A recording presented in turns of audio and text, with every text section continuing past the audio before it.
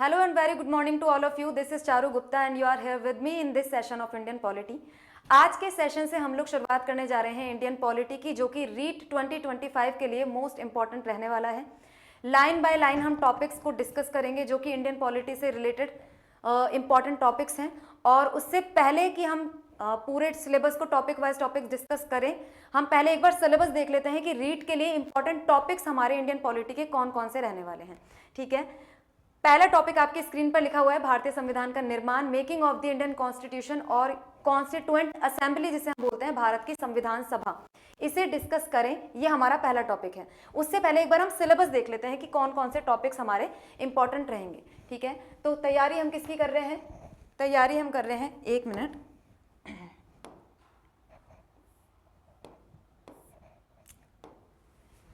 ठीक है, रीट 2025 और उसमें इंडियन पॉलिटी का पार्ट, उसमें भी किसका पार्ट है? Indian polity. ठीक है, अब इंडियन पॉलिटी के जो इंपॉर्टेंट पार्ट्स हैं उसमें सबसे पहला टॉपिक जो आप लोगों को पढ़ना होता है वो क्या है?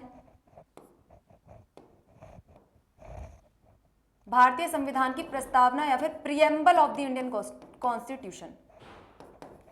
Preamble of the Indian constitution जिसको क्या बोलते हैं हम? प्रस्तावना भी बोलते हैं, परिचय का भाग भी बोलते हैं, इंट्रोडक्टरी लेटर भी बोला जाता है। जब हम इस प्रस्तावना के टॉपिक को डिस्कस करेंगे तब हम देखेंगे कि इसके और भी बहुत सारे नाम हैं। ठीक है, उसके बाद जो दूसरा टॉपिक हमें पढ़ना है वो क्या है? Fundamental rights.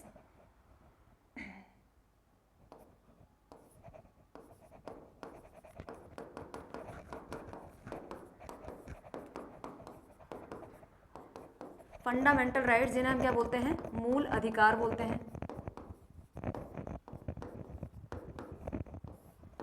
क्लियर है? उसके बाद फंडामेंटल राइट्स के बाद हम डिस्कस करेंगे फंडामेंटल ड्यूटीज को। फंडामेंटल, इन सारे टॉपिक से डायरेक्ट क्वेश्चंस पूछे जाते हैं। फंडामेंटल ड्यूटीज, मूल कर्तव्य। ठीक है, मूल कर्तव्य।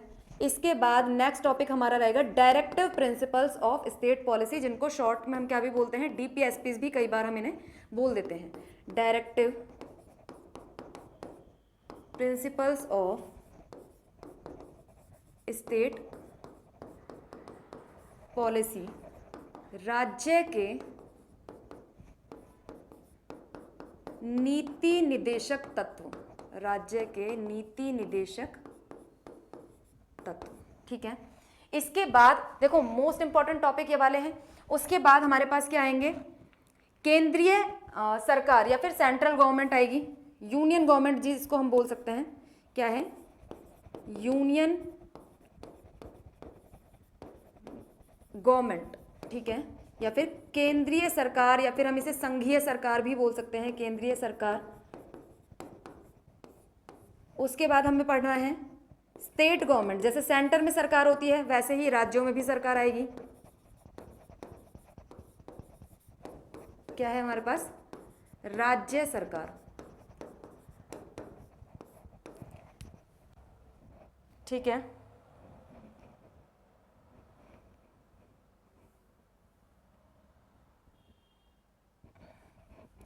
चलिए उसके बाद हमारे पास है, यदि हम बात करें तो स्थानीय संस्था या फिर स्थानीय सरकार या फिर लोकल गवर्नमेंट।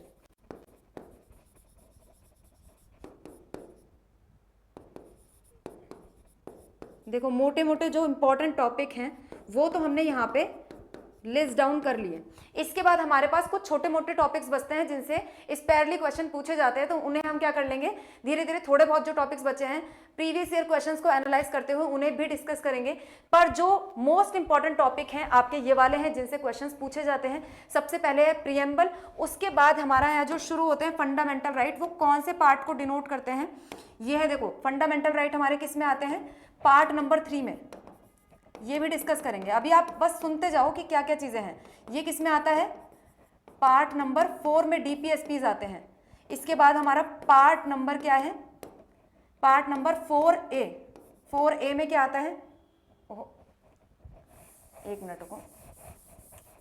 फंडामेंटल राइट किस में बताया मैंने, पार्ट 3 में, ऊपर नीचे हो गया थोड़ा, ठीक है, पार्ट 3 में।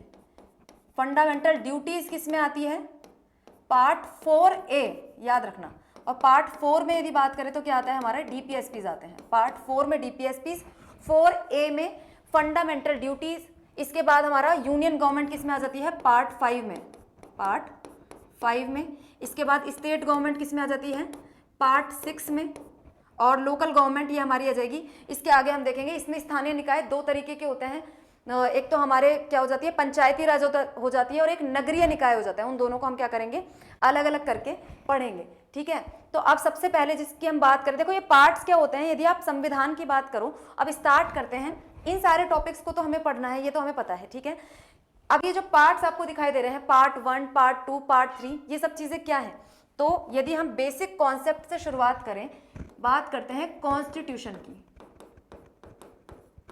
ये सब चीजें किसका पार्ट है, कॉन्स्टिट्यूशन का पार्ट है। हमें बेसिकली पढ़ना क्या है, भारत का संविधान पढ़ना है। भारत का संविधान क्या है, जैसे नॉर्मली बचपन से हम किताबें पढ़ते हुए हैं, संविधान क्या है और कुछ नहीं है, एक क्या है, बुक है, ठीक है। एक क्या है, नॉर्मल बुक है, जिसमें कितने चैप्टर्स हैं, चैप्टर्स की अब बात करो तो 22 चैप्टर्स है। जैसे हर बुक को आप खोलते हो तो बुक के अंदर चैप्टर्स में डिवाइड होती है बुक, ऐसे ही संविधान की बुक भी चैप्टर्स में डिवाइड है। उस चैप्टर, कितने चैप्टर्स हमारे संविधान में हैं, 22 चैप्टर्स हैं। और जो संविधान के जो चैप्टर्स हैं उनको हम क्या बोलते हैं, पार्ट बोलते हैं। संविधान के जो चैप्टर्स हैं उनको चैप्टर नहीं बोला जाता, पार्ट बोला जाता है। तो संविधान में कितने पार्ट हैं, 22 पार्ट्स हैं। और ये जो संविधान की बुक है हमारी कॉन्स्टिट्यूशन, उसमें पेजेस कितने हैं, पेजेस कितने हैं, कभी कभी ये इजी क्वेश्चन ये भी पूछ लिए जाते हैं। तो पेजेस कितने हैं, 251 पेजेस हैं। लगभग 250 पेजों की हमारी कॉन्स्टिट्यूशन की बुकलेट है। ये जो बुक है कितने पार्ट्स में बटी हुई है, 22 पार्ट्स में बटी हुई है, मतलब 22 चैप्टर्स हैं। अब जो 22 चैप्टर हैं, मान लो आप नॉर्मल किसी बुक को खोलते हो, उसमें पहला चैप्टर आपने खोला, पहले चैप्टर क्या स्टार्टिंग से आखिरी तक वैसा ही लिखा रहता है, नहीं लिखा रहता ना, उसमें कुछ पार्ट्स होते हैं, सब पार्ट्स होते हैं, टॉपिक्स होते हैं, सब टॉपिक्स होते हैं। इस तरीके से हमारा चैप्टर क्या होता है, बटा हुआ होता है ना।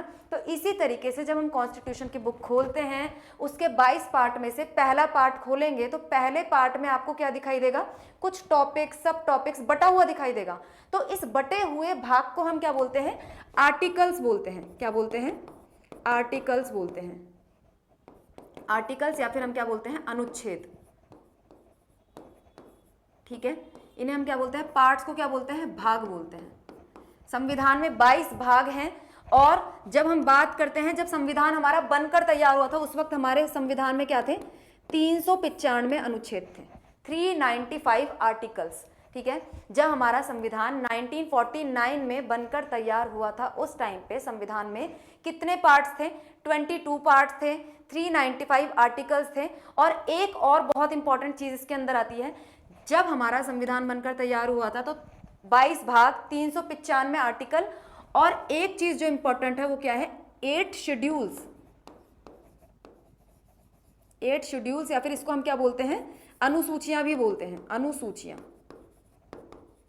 देखो कुछ कुछ आर्टिकल्स ऐसे होते हैं जिनके अंदर क्या है, बहुत सारी इंफॉर्मेशन होती है। जैसे आर्टिकल नंबर 1 है, आर्टिकल नंबर 1 क्या कहता है, India that is Bharat shall be a union of state. India जो कि भारत है, राज्यों का एक संघ होगा, ठीक है। हमारा जो ये भारत देश है वो किससे मिलकर बना है, डिफरेंट स्टेट से मिलकर बना है, डिफरेंट यूटीज से मिलकर बना है। तो इन यूटीज के और स्टेट के इस वक्त हमारे देश में 28 राज्य हैं और 8 यूटीज हैं, 8 स्टेट्स और 8 यूनियन टेरिटरीज। अब ये बात किसमें लिखी गई है, आर्टिकल नंबर 1 में लिखी गई है। लेकिन आर्टिकल नंबर 1 के अंदर इन 28 स्टेट्स और 8 यूटीज के नाम नहीं लिखे गए। ये नाम की लिस्ट कहाँ पे दी हुई है, हमें अनुसूची में मिलेगी जाके। फर्स्ट अनुसूची, पहली जो अनुसूची है उसमें हमें क्या मिलेगा, 28 स्टेट्स और 8 यूटीज के नाम देखने को मिलेंगे। मतलब अनुसूची क्या काम करती है, जब किसी आर्टिकल में इंफॉर्मेशन एक्स्ट्रा हो जाती है तो किसी आर्टिकल से रिलेटेड एक्स्ट्रा इंफॉर्मेशन हमें कहां पे देखने को मिलती है, शेड्यूल्स में देखने को मिलती है। तो जब भारत का संविधान बनके तैयार हुआ था तो उस टाइम पे भारत के संविधान में 22 पार्ट्स, 395 आर्टिकल्स एंड 8 शेड्यूल्स थे। ये बात हम कब की कर रहे हैं, 1949 की बात कर रहे हैं। इस चीज को याद रखना है और ये भी याद रखना है कि इससे क्वेश्चंस पूछे जाते हैं। तो इस जो डेटा मैं आपको बता रही हूँ आपको बाय हार्ट याद होना चाहिए। 22 पार्ट्स, 395 आर्टिकल्स एंड 8 शेड्यूल्स, ठीक है। और इन सबके मतलब क्या क्या है ये आप समझ गए होंगे। नॉर्मल एक बुकलेट है, जैसे बुक में चैप्टर होते हैं वैसे ही संविधान के बुक में क्या है, चैप्टर्स हैं, उन्हें हम पार्ट बोलते हैं। हर पार्ट कुछ ना कुछ आर्टिकल्स को इन्वॉल्व करता है। जैसे पहला पार्ट है, पहले पार्ट में 1 से लेकर 4 तक आर्टिकल हैं। दूसरा पार्ट है उसमें 5 से लेकर 11 तक आर्टिकल हैं। तीसरा पार्ट है उसमें 12 से लेकर 35 तक आर्टिकल हैं। लाइन बाय लाइन ये आर्टिकल्स चलते रहते हैं, ठीक है। तो पार्ट के अंदर क्या जाएंगे, आर्टिकल, और आर्टिकल से रिलेटेड एक्स्ट्रा इन्फॉर्मेशन हमें कहाँ पे देखने को मिल जाएगी, शेड्यूल्स में देखने को मिल जाएंगी। ये बात कर ली हमने कब की, 1949 की। अब 1949 से लेकर आज क्या चल रहा है, इतना तो सभी बता सकते हैं। अब कौन सा ईयर चल रहा है, 2024, ठीक है। अब क्या 2024 में भी यही सिचुएशन है। हमारा जो संविधान बोला जाता है, ये जो हम भारत की कॉन्स्टिट्यूशन की बात कर रहे हैं, क्या ये एक स्टैटिक डॉक्यूमेंट है या फिर ये डायनामिक डॉक्यूमेंट है। स्टैटिक मतलब स्थिर, कि एक बुक बनाकर रख दी और उसमें कभी कोई चेंज नहीं होगा। क्या ऐसा होता है, हमने एक बुक बना दी और 1949 में बनाई थी सोचो, और आज 2024 हो गया, कितने साल बीत गए। उस समय पे जैसी परिस्थितियां थी, परिस्थितियां अभी भी वैसी ही हैं क्या, क्या इस बुक में कोई चेंज नहीं होना चाहिए क्या, है ना।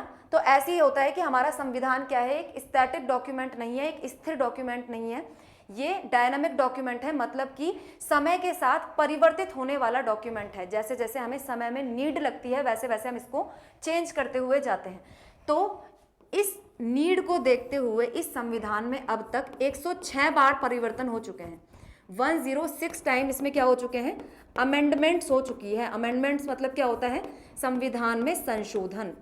क्या होता है, संविधान में संशोधन हो चुका है। कितनी बार, 106 बार हमने जो संविधान बना के तैयार किया था 1949 में और लागू किया था 1950 में, उस संविधान में 106 बार हम आज तक 2024 तक की सिचुएशन में हम इसे चेंज कर चुके हैं, ठीक है।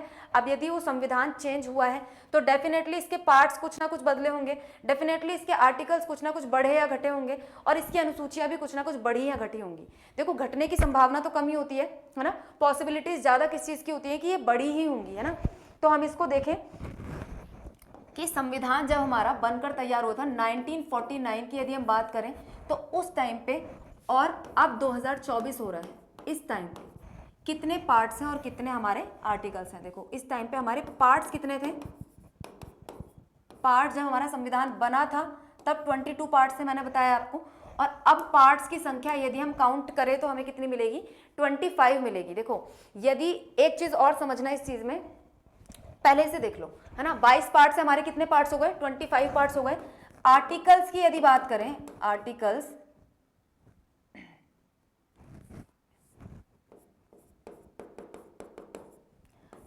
हमारे कितने हो गए, आर्टिकल्स पहले कितने थे, 395 आर्टिकल्स थे, और अब हमारे देखने को मिलते हैं, हमें कहीं आपको देखने को मिलेगा 465 आर्टिकल्स, कहीं आपको देखने को मिलेगा 470 आर्टिकल्स। तो इसमें कंफ्यूज नहीं होना है, जिस तरीके का क्वेश्चन पूछा जाए एमसीक्यू में, जिस तरीके का आपको ऑप्शन मिले उस पर आप टिक कर सकते हो। साथ ही साथ ये मैं बता दूं कि इसमें से, इन दोनों में से इंपॉर्टेंट कौन सा वाला है, ये वाला पार्ट इंपॉर्टेंट है। बेसिकली पूछा क्या जाता है, जब हमारा संविधान बनके तैयार हुआ था तब की जो सिचुएशन थी वो हमसे पूछी जाती है, तो इसका इतना लोड नहीं लेना कि ये इनमें से क्या होगा, ठीक है। इसके बाद आर्टिकल्स हमने देख लिया,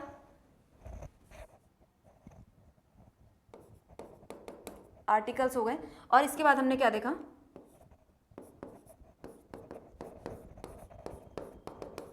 शेड्यूल्स, ठीक है। शेड्यूल्स हमने क्या देखा, जब हमारा संविधान बना था तब 8 शेड्यूल्स थे, और इस टाइम पे शेड्यूल्स की नंबर कितनी हो चुकी है, 12 हो चुकी है, 4 शेड्यूल्स बढ़ चुके हैं। तो ये डेटा आपको बहुत अच्छे से याद रखना है, पार्ट्स, आर्टिकल्स एंड शेड्यूल्स।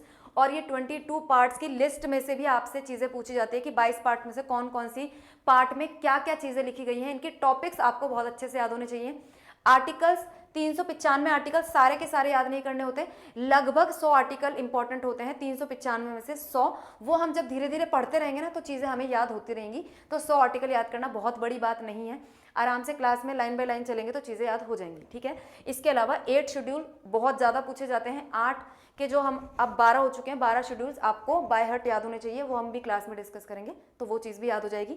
अभी के लिए आपको डेटा याद रखना है, 22 पार्ट्स, 395 आर्टिकल्स, 8 शेड्यूल्स, 25 पार्ट्स, 465 या 470 आर्टिकल्स और 12 शेड्यूल्स। ठीक है, यहां तक चीजें क्लियर हैं।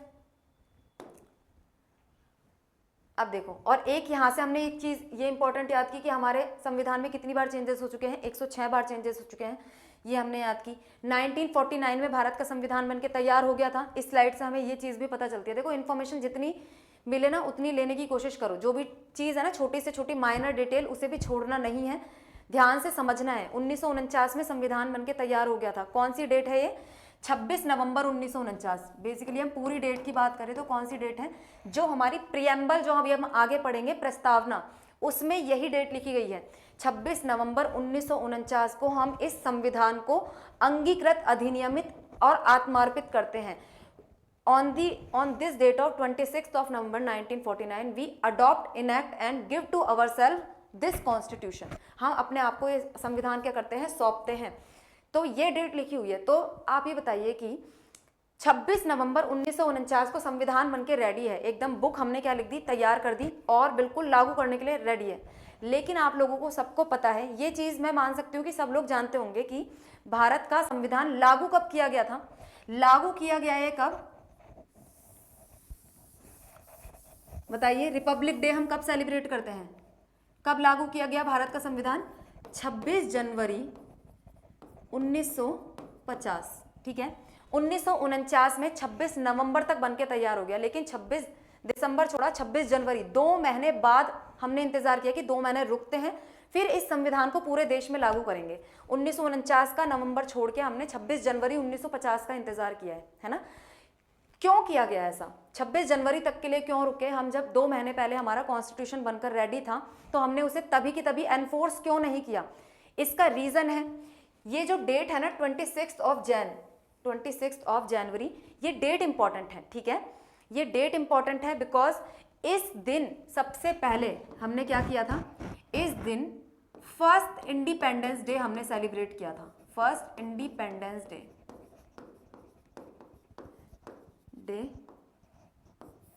कब किया था? ऑन 26 जनवरी। 26 जैन को ही सेलिब्रेट किया था ना, लेकिन कब किया था? 1930 में। 1930 में हमने क्या किया है? 1930 में पहली बार, जब हमारा भारतीय स्वतंत्रता संघर्ष, इंडियन फ्रीडम स्ट्रगल चल रहा था, उस टाइम पे हमने 1930 में पहली बार स्वतंत्रता दिवस सेलिब्रेट किया था। भारत का तिरंगा झंडा क्या किया था? रावी नदी की बैंक पे, रावी नदी के तट पर हमने क्या किया था? तिरंगा झंडा फहराया था। और पहला स्वतंत्रता दिवस उस वक्त मनाया था 26 तारीख को। तो 26 जनवरी इसलिए इंपॉर्टेंट है, इसलिए हम रुके कि 26 जनवरी का दिन आने दो, उस दिन हम क्या करेंगे? अपने संविधान को लागू करेंगे। अभी बना के हमने क्या कर लिया है? तैयार कर लिया है, तो कोई दिक्कत वाली बात नहीं है, रखे रहने दो। 2 महीने बाद इसको क्या करेंगे? पूरे देश में लागू कर देंगे। ठीक है, तो 2 महीने हम किस लिए रुके थे, ये भी आप लोगों को पता होना चाहिए। तो ये क्या हो गई? बेसिक इंफॉर्मेशन हो गई कि हम कॉन्स्टिट्यूशन को पढ़ना स्टार्ट करें, उससे पहले आपको ये सारी चीजें क्या है? पता होनी चाहिए। अब इस कॉन्स्टिट्यूशन की जो बुकलेट है, इसको आपको क्या करना है? पढ़ना है। ये आपके क्या है? सिलेबस में दी गई है कि आप इस संविधान को पढ़ो। इस संविधान को, जो कि हमारे भारत में लागू है, हमारे कॉन्स्टिट्यूशनल मेकर्स ने बड़ी डिबेट्स के बाद, बड़ी जद्दोजहद के बाद, कितने समय में, ये भी आपको याद होना चाहिए, 2 साल 2 years 11 months। ठीक है, 2 year 11 months and 18 days। ठीक है, 2 साल 11 माह 18 दिन में, इतनी डिबेट्स के बाद, इतनी मशक्कतों के बाद, ये संविधान की जो बुक बनकर तैयार हुई है, ये आपके सिलेबस में लगी हुई है। इसे आपको बिल्कुल कवर बाय कवर तो नहीं पढ़ना है, लेकिन जो मोस्ट इंपॉर्टेंट टॉपिक्स हैं वो आपको इसमें से पढ़ने होते हैं। ठीक है, तो चलिए शुरुआत करते हैं। हमारा जो पहला टॉपिक है, इस संविधान को बनाने के लिए जो लोग बैठे थे, उससे रिलेटेड हमारा पहला टॉपिक है। ये संविधान जो 2 साल 11 महीने और 18 दिन में बनके तैयार हुआ है, इसको किसने बनाया था? क्या कोई एक आदमी था जो इसे बैठ के लिख रहा था आइसोलेशन में, अलग थलग बैठ गया और उसको काम दे दिया, भाई आप क्या करो, भारत का संविधान लिखो कि जब भारत को अंग्रेज छोड़कर चले जाएंगे, उसके बाद हम यहाँ की शासन व्यवस्था कैसे चलाएंगे, तो उसको एक बुक में आपको क्या करना है? लिखकर हमें देना है। ऐसा तो नहीं था ना, एक व्यक्ति ने बैठकर भारत का संविधान नहीं लिखा है। पूरी की पूरी क्या थी? एक ग्रुप था, पूरी की पूरी एक असेंबली थी, पूरी की पूरी एक सभा थी, जिसने बैठकर क्या लिखा, भारत का संविधान लिखा। तो वहीं से हमारा क्या आता है, टॉपिक आता है, जो कि आपके सामने यहाँ पे लिखा हुआ है। देखो, भारत का संविधान निर्माण। भारत का संविधान निर्माण किस तरीके से हुआ है? Making of the Indian constitution किसने किया है? एक सभा ने किया है, जिसको हम क्या बोलते हैं, कॉन्स्टिट्यूएंट असेंबली बोलते हैं, भारत की संविधान सभा बोलते हैं। तो भारत की संविधान सभा की डेफिनेशन भी यही है कि एक ऐसी प्रतिनिधि सभा जिसने बैठकर भारत के संविधान को लिखा, उसे ही हम क्या बोलते हैं, भारत की संविधान सभा बोलते हैं। अब ये संविधान सभा कब बनी थी? जब भारत को आज़ादी भी नहीं मिली थी ना, 1947 में भारत आज़ाद हुआ था, 15 अगस्त 1947। लेकिन उससे पहले ही 1946 में ही हमारी क्या बन गई थी, संविधान सभा बन गई थी, कि जब भारत को आज़ादी मिलेगी तो तब आज़ादी मिलने तक हम क्या कर लें, संविधान को जल्दी जल्दी से निर्माण कर लेते हैं, ताकि जैसे ही आज़ादी मिले हम भारत का संविधान क्या कर दें, लागू कर दें। तो हमने क्या किया, एक संविधान सभा, अंग्रेजों को हमने बोला कि हमारे लिए संविधान सभा गठित की जाए, और अंग्रेजों ने संविधान सभा गठित कर दी। लेकिन ये कहने में जितना आसान लग रहा है ना, उतना आसान था नहीं। तो संविधान सभा की जो डिमांड है, सबसे पहला टॉपिक हमारे कॉन्स्टिट्यूएंट असेंबली की जो टॉपिक हम पढ़ रहे हैं, उसके अंदर जो पहला सब टॉपिक है वो हमारा क्या रहेगा? देखो, संविधान का सब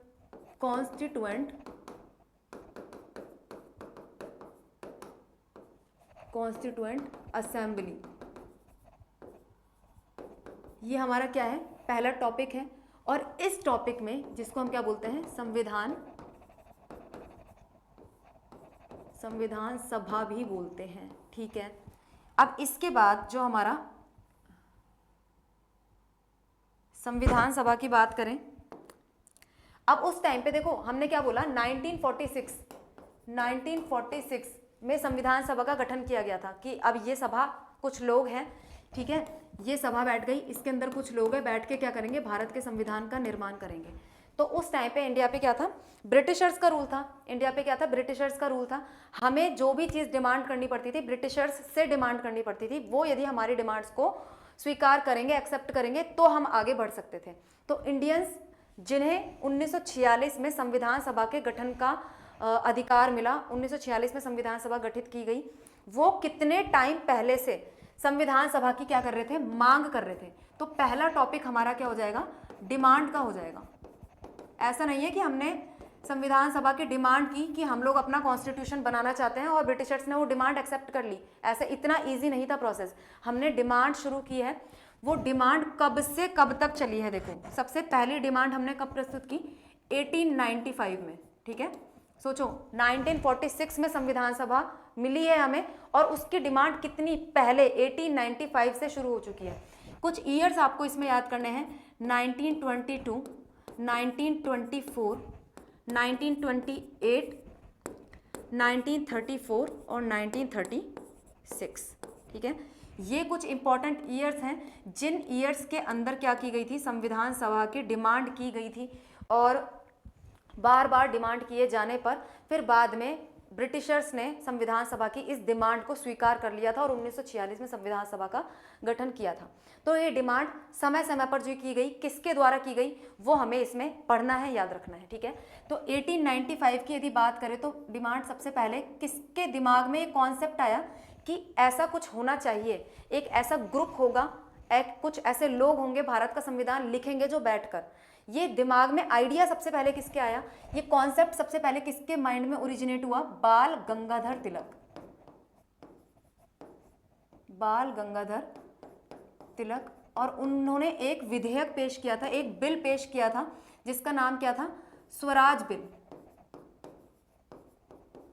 स्वराज बिल, या फिर इसको क्या बोलते हैं हम, स्वराज विधेयक, जिसमें सबसे पहले बाल गंगाधर तिलक के दिमाग में यह आइडिया आया कि ये संविधान सभा जैसा एक बॉडी होनी चाहिए जो भारत का संविधान बैठकर लिखेगी। तो ये क्वेश्चन बार बार पूछा जाता है कि संविधान सभा के निर्माण का विचार सबसे पहले किसके दिमाग में आया था। तो यदि ऑप्शंस में हमें बाल गंगाधर तिलक दिखता है तो हमें उसे टिक करना है, ठीक है। अब आपको बहुत ज़्यादा डीप में नहीं जाना, केवल ये ईयर्स याद करने हैं, इनसे रिलेटेड नेम याद करने हैं, ठीक है। इसके बाद 1922 में नाम किसका आता है, महात्मा गांधी का, ठीक है। महात्मा गांधी ने क्या बोला, एक बात बोली इन्होंने, इनकी जो स्टेटमेंट है वो इंपॉर्टेंट है, भारतीय संविधान भारतीय संविधान क्या होगा? भारतीय संविधान, एक सेकेंड,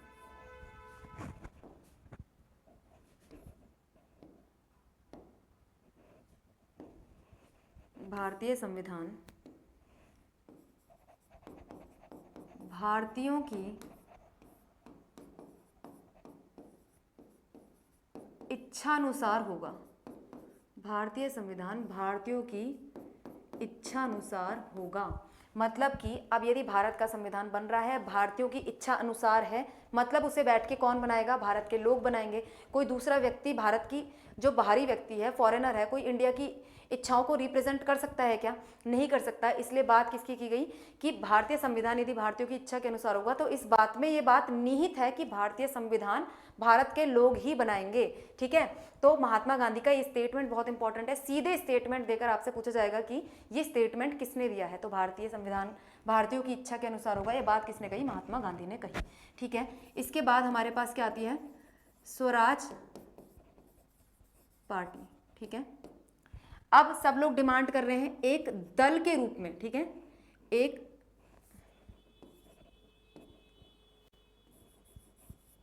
स्वराज पार्टी, और क्या किया है इन्होंने?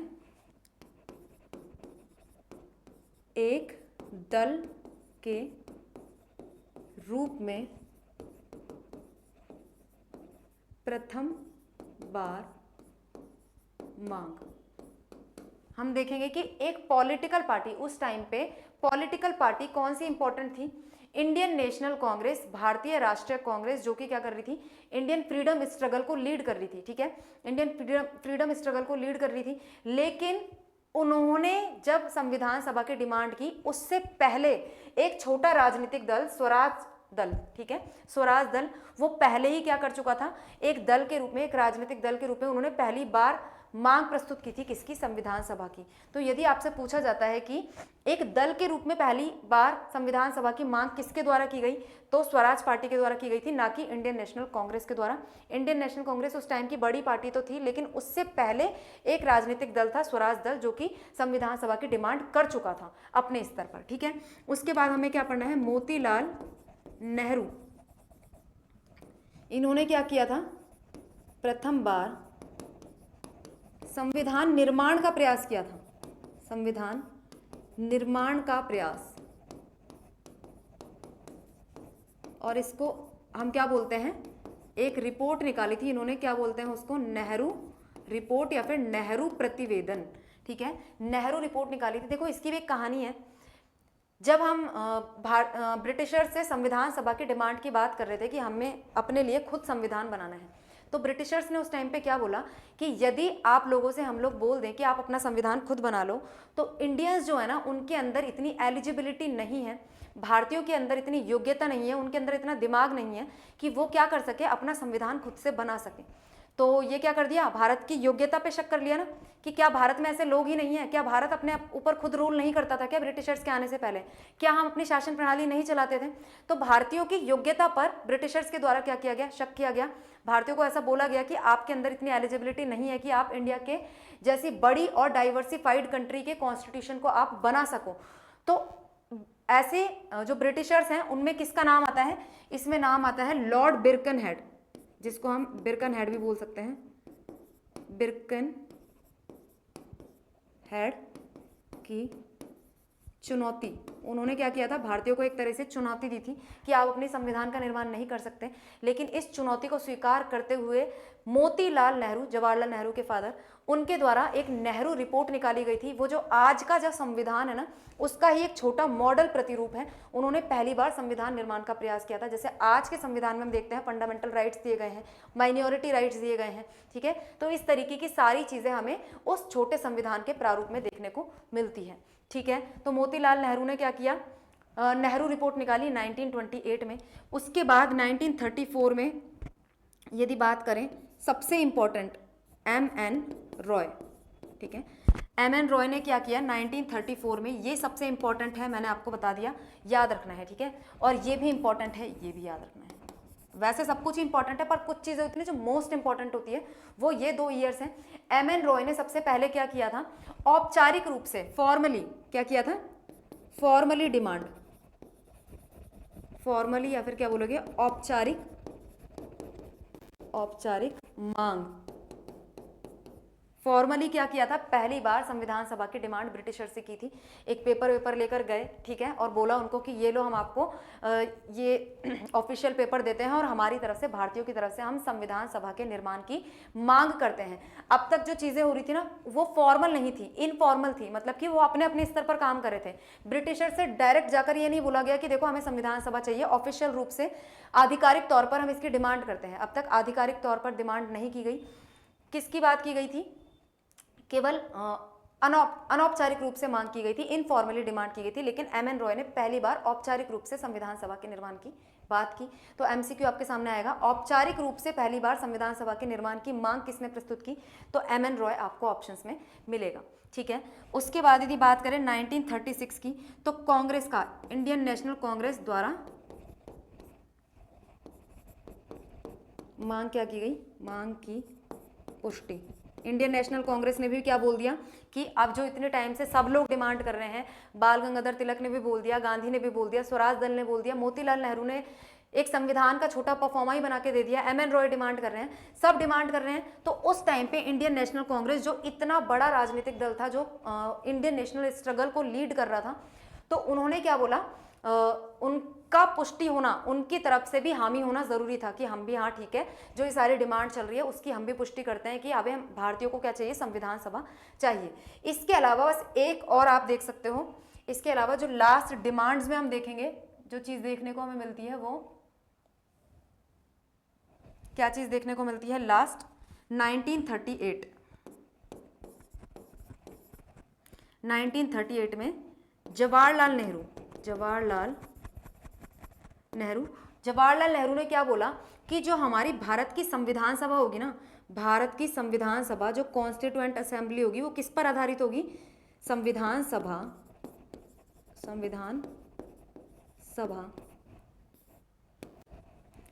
सार्वभौमिक वयस्क मताधिकार, सार्वभौमिक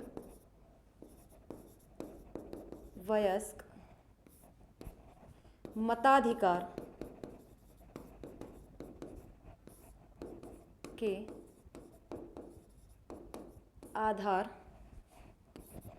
पर चुनी जाएगी, ठीक है। सार्वभौमिक वयस्क मताधिकार, जिसको हम क्या बोलते हैं, यूनिवर्सल अडल्ट फ्रेंचाइज। कुछ बच्चों को मतलब पता भी होगा इसका, यूनिवर्सल अडल्ट फ्रेंचाइज का क्या मतलब होता है। आज के टाइम पे तो हम बोलते हैं कि 18 ईयर से ऊपर के जितने भी लोग हैं सब क्या करेंगे, वोटिंग प्रोसेस में पार्टिसिपेट करेंगे। मतलब ये जो हमारी कॉन्स्टिट्यूएंट असेंबली है, इसके अंदर जितने भी लोग बैठे हुए हैं ना, इन लोगों को चुनने के लिए 18 साल से ऊपर के सभी लोग जाकर क्या करेंगे, वोट करेंगे। ऐसा मानना किसका था, जवाहरलाल नेहरू का मानना था कि जब हमारी संविधान सभा बनेगी तो उसमें वोटिंग के माध्यम से डायरेक्ट वोटिंग होगी और 18 साल से ऊपर के सब लोग जाकर वोट करेंगे।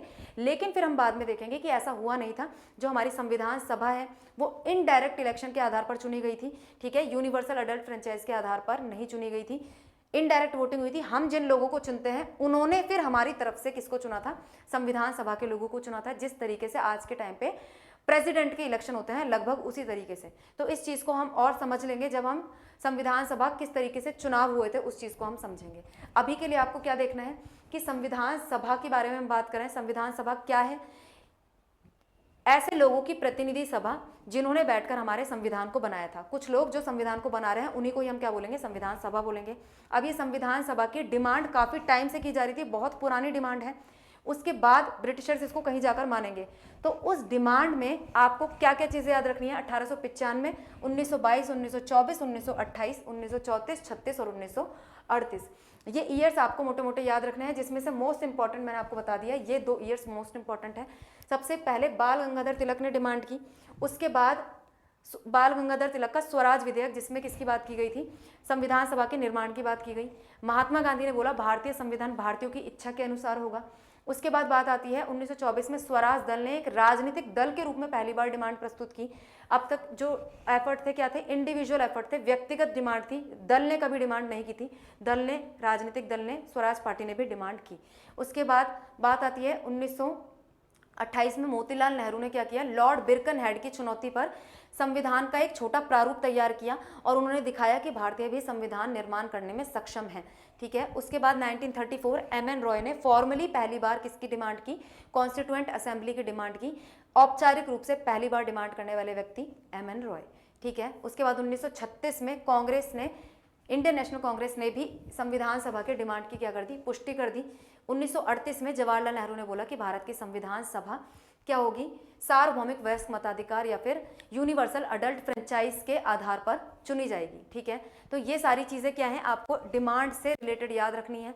उसके बाद इतनी सारी डिमांड्स करने के बाद 1938 हमने लास्ट ईयर पढ़ा, फिर हम देखेंगे कि ब्रिटिशर्स का रिस्पॉन्स आएगा। अब तक तो हमने क्या पढ़ा, डिमांड पढ़ी, अब हम क्या पढ़ेंगे, ब्रिटिशर्स के रिस्पॉन्स। इतनी सारी डिमांड करने के बाद ब्रिटिशर्स भी तो कुछ बोलेंगे ना, उसमें आपको क्या याद रखना है, 3 ईयर्स याद रखने हैं। उसमें आपको क्या याद रखना है, 3 ईयर्स, 1940, 1942 और 1946, ठीक है। 1940 में क्या आया, अगस्त ऑफर या फिर अगस्त प्रस्ताव। 1942 में क्या आया, क्रिप्स मिशन। और 1946 में क्या आया, कैबिनेट मिशन, ठीक है। अब 1940 में सोचो, 1895 से हमने डिमांड करना शुरू किया, जिसको ब्रिटिशर्स ने कब कब एक्सेप्ट किया है, 1940 में एक्सेप्ट किया है। इतने टाइम बाद क्या हुआ इस समय पर ऐसा कि ब्रिटिशर्स ने 1940 में जाकर इस डिमांड को एक्सेप्ट किया। इस समय पर इस डिमांड को एक्सेप्ट करने के कुछ रीजंस थे। विश्व स्तर पर क्या चल रहा था उस समय पर, वर्ल्ड वॉर शुरू हुआ था, ठीक है। वर्ल्ड वॉर कौन सा वाला, सेकेंड वर्ल्ड वॉर, ठीक है। सेकेंड वर्ल्ड वॉर का ईयर कुछ बच्चे जानते भी होंगे, कब से कब शुरू हुआ है, 1939 से 1945 तक सेकेंड वर्ल्ड वॉर चला है, ठीक है। 1939 में जब वर्ल्ड वॉर शुरू हुआ तो ब्रिटिशर्स जिस साइड से लड़ रहे थे, ब्रिटेन एक तरफ था, अमेरिका उनकी साइड था, फ्रांस उनकी साइड था, ठीक है। तो ये सब लोग क्या कर रहे थे, ब्रिटिशर्स पे दबाव बना रहे थे। रशिया हो गया, फ्रांस हो गया, ब्रिटेन के साथ और भी जितनी भी ताकतें थी, वो क्या कह रहे थे कि आपके पास इतनी बड़ी कॉलोनी है इंडिया, तो आप इंडिया का सपोर्ट हासिल क्यों नहीं करते हो ना।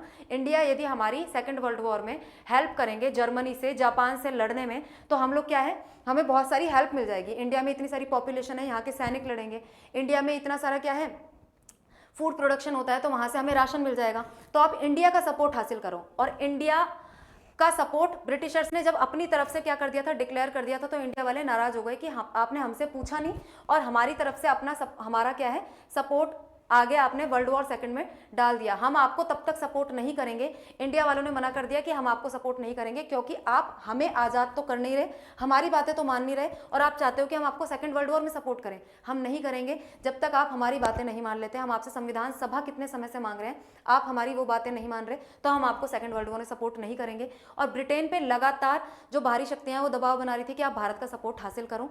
इसलिए इस टाइम पे 1939 में जैसे ही वर्ल्ड वॉर ब्रेक आउट होता है, आप देखोगे 1940 में तुरंत ब्रिटिशर्स ने इंडिया की संविधान सभा की डिमांड को मान लिया। किसमें, अगस्त ऑफर में। उन्होंने क्या बोला कि भारतीयों की संविधान सभा, भारत का संविधान भारतीयों की संविधान सभा के द्वारा बनाया जाएगा।